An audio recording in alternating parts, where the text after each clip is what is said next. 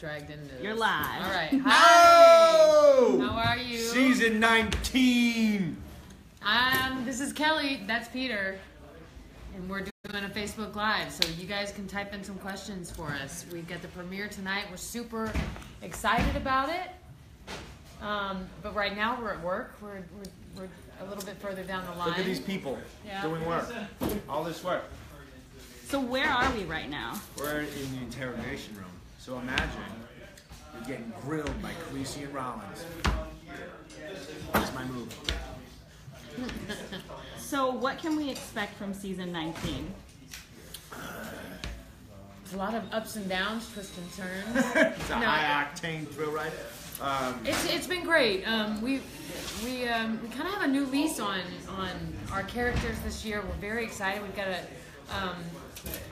Michael Trinuchin, which worked on the original Law and Order. He's come in and he's going to be he's the showrunner this year. And we all adore him.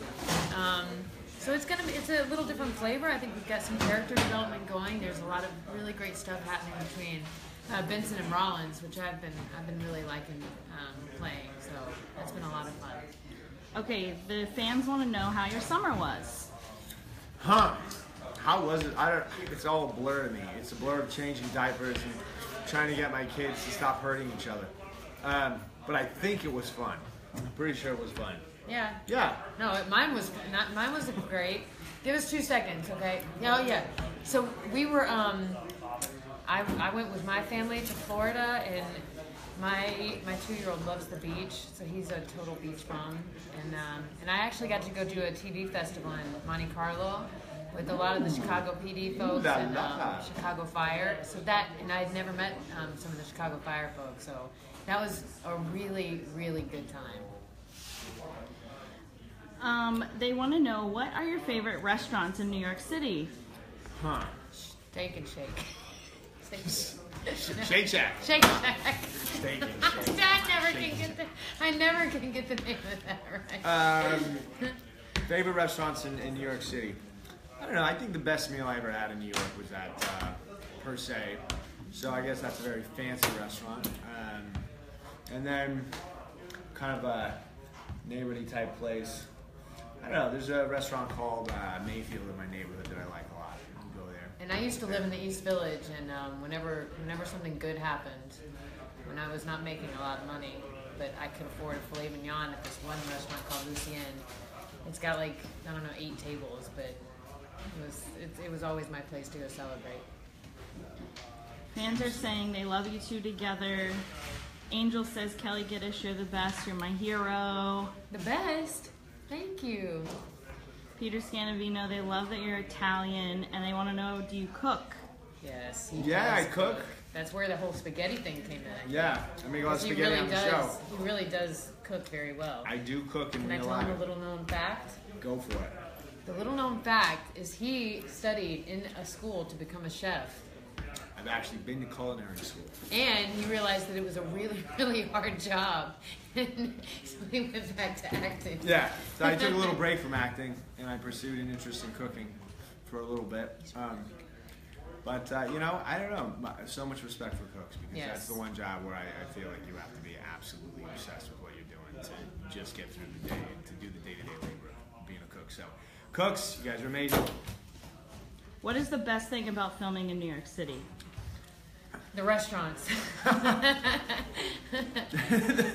fact that it's the city that we live in. Yeah. It's not. It is. We get to go home to our families. A lot of people don't realize, you go away to Vancouver or Toronto or different places in the U.S. and you have to leave your family and you come back maybe sometimes on the weekends. But we are so lucky that this is where we're based out of, and this is where we have families, and we get to actually go see them at night. I think there's also for at a cool least thing. 15 minutes. Yeah, but also we get to see neighborhoods doing this show that we never go to.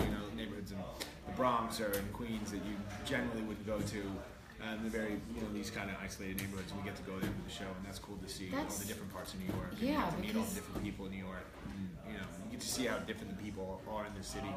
It makes this great place. It is, and we'll be in a 5-story townhouse that's on 5th Avenue one day, and then we'll be you know, and like a little greasy spoon, like in the middle of Queens. And it's really fun, you know, it's really fun getting to see all the different locations. Cool little fun fact for tonight. There is, we shot in a diner, which was actually the diner that was used in a famous scene in Goodfellas. So that was cool. I took a picture of myself and sent it to my dad, because I remember watching Goodfellas with my dad when I was like 10. Maybe a little young to watch it, but it was a cool moment. Here's a good question. Has being on SVU changed how you see the world? Yeah, I mean, and especially because, you know, all the work that Mariska does with her foundation, Joyful Heart, you can't go through these scripts and portray these characters and not just really just think about educating people about what's going on with sexual abuse, domestic abuse, and so yeah, I definitely have been educated with the law, with how to speak with survivors, how to be there for survivors. So yeah, it's definitely affected me.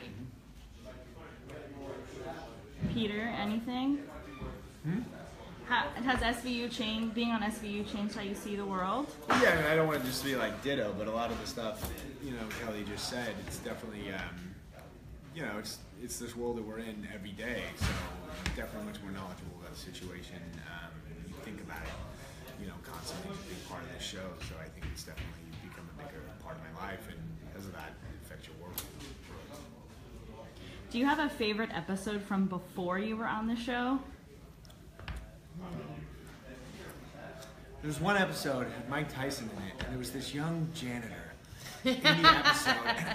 I don't know what happened to him. He was but really was so good. He had longish hair. He had long hair. Kind of shaggy looking. Yeah. That was Peter Scanavino. Okay, last question. What is your favorite part about working with Ice-T? Ice is so funny. Like, And he's a philosopher as well. Yeah, I'm saying Ice has got to write a book like The Tao of Ice-T or whatever, because he has. Sometimes I don't quite follow him, but very profound, insightful sayings, and he's very wise, you know. And Ice is somebody you can just listen to and tell stories forever. Yeah. If Ice starts talking, you just sit down and shut up and listen. Yeah. Ice is kind of like an authority on a lot of stuff. We're like, what do you think, Ice? And he'll be like, let me break it down. All right, one more and back to work. How did you guys find out that you got the role on SVU? You go first. Well, I was living in LA at the time, and I came and tested, and, you know, it's just one of those things where I felt really confident about the audition. A test is where you kind of audition for, like, producers and that kind of thing. And I felt really good. The test scene, interestingly, was with me and Mariska, and, like, in her office, and, like, there were door slams and that kind of thing. So I don't even remember what it was about. But it was a great day. Part of the Dick Wolf family. It's not a bad place to be. Yeah, and I got, I just got a phone call that said, you want to come and do 3 episodes, maybe more. So, I said, yeah, sure. Do you remember I was on the show 2 seasons ago? Well, it doesn't matter.